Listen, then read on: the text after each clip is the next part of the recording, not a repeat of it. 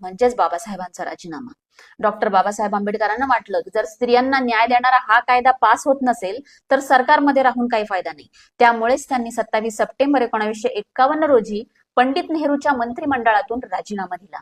आपल्या राजीनाम्यात बाबासाहेबांनी स्पष्ट दिलं, मी हिंदू समाजातील स्त्रियांच्या उद्धारासाठी हे बिल मांडलं, पण काँग्रेस पक्षाच्या दबावामुळे हे पारित होऊ शकलं नाही, म्हणून मी माझ्या पदावर राहणं योग्य नाही असं मला वाटतं. आणि त्यानंतरच्या राजीनाम्यानंतरच्या झालेल्या घडामोडी म्हणजे बाबासाहेबांनी सादर केलेलं बिल मूळ हिंदू कोड बिल पास झालं नाही, पण नंतर पंडित नेहरूंच्या सरकारने त्याला वेगवेगळ्या भागात विभागून म्हणजे 1955 आणि 56 मध्ये 4 स्वतंत्र कायदे पारित केले. त्यातला पहिला कायदा म्हणजे हिंदू विवाह अधिनियम 1955 मध्ये हा कायदा बनवला. त्यानंतरचा हिंदू वारसा अधिनियम जो 1956 मध्ये पारित झाला आणि पुढचा कायदा म्हणजे हिंदू अल्पवयीन आणि संरक्षण अधिनियम 1956 चा कायदा आणि हिंदू दत्तक पालन पोषण अधिनियम 1956 हा कायदा. तर अशा 4 भागांमध्ये हे कायदे पारित करण्यात आले आणि यामुळे अखेर भारतीय स्त्रियांना कायदेशीर हक्क मिळाले.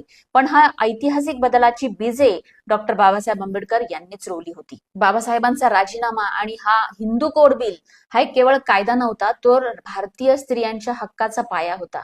बाबासाहेबांनी आपल्या पदाचा त्याग केला पण तडजोड केली नाही. आज भारतीय स्त्रियांना जे कायदेशीर अधिकार मिळाले आहेत त्यामागे बाबासाहेबांचा संघर्ष आणि त्याग दडलेला आहे. 27 सप्टेंबर हा दिवस केवळ बाबासाहेबांच्या राजीनाम्याचा दिवस नाही, तर त्यांच्या तडजोड न करणाऱ्या वृत्तीचं प्रतीक आहे. आज आपल्याला जे अधिकार, विवाहात समानता, घटस्फोटाचा हक्क, वारसा हक्क सहज मिळालेले दिसतात, पण ते सहज मिळालेले नाहीत.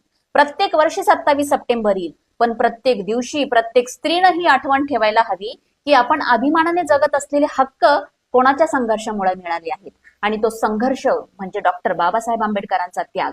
बाबासाहेबांनी केलेल्या संघर्षाची, त्यागाची, योगदानाची आणि त्यांच्यामुळे आपल्याला मिळालेल्या अधिकाराची या सर्व बाबींची माहिती घेण्यासाठी भेटूयात पुढच्या व्हिडिओमध्ये. धन्यवाद.